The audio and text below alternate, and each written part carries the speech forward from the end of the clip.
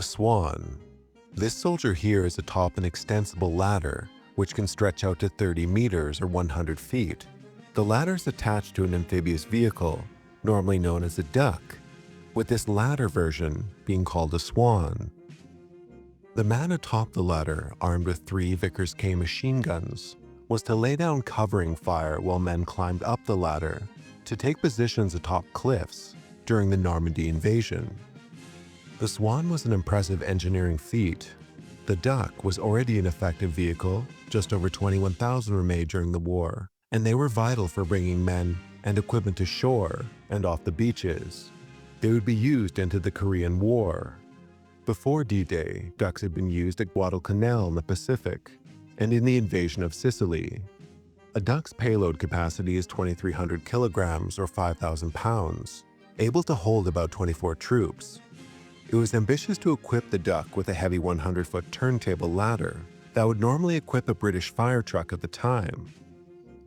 A sapper by the name of Captain Holmes in the spring of 1944 approached the fire brigade engineering firm Merryweather in London to see if it was possible to adapt their ladder systems for use on a Duck. The firm had already been tasked with making other war-related machinery. The initial ladder system weighed about 5 tons and had to be reduced in weight by almost half. The rising mechanism was simplified, and the system didn't need to be built with longevity in mind. It would only be needed for training and a final one-day operation. As the project was being designed for D-Day, it was built in secret, and 500 men and women completed it in just a few months and in time for June of 1944. The team working on the project received a special commendation from the Board of Admiralty.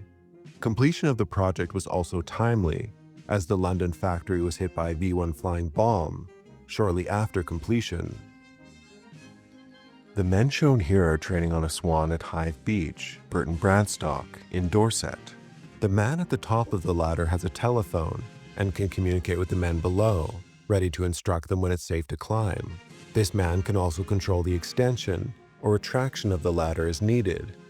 Other versions of this machine gun position include armored plating, where more drums and machine gun ammunition would be stored. The men using the Swan actually had it pretty good.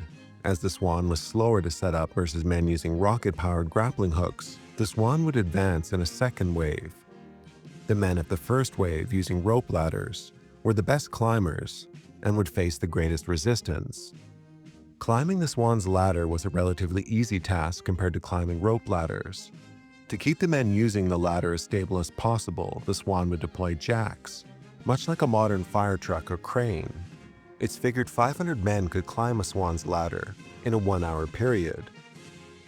4 Swans are deployed at the famous 35-meter cliff at Point de Hawk, a strategic headland between Utah and Omaha beaches. But unfortunately, Swans could not be deployed as intended due to the harsh conditions of the beach. The beach was all shingle and covered in wet clay from Allied shellings preceding the landings. One Swan was sunk 300 yards from shore by German 20mm gunfire, and the 3 that did make it to shore could not gain traction on the shingle. One ladder managed to be deployed in an attempt to lay down cover fire. The brave man atop the ladder managed to lay down some machine gun bursts, but down below on Earth, his Swan was not able to be properly stabilized. His ladder swayed back and forth like a metronome, and after providing what fire support he could, he retracted his ladder, living to tell the tale.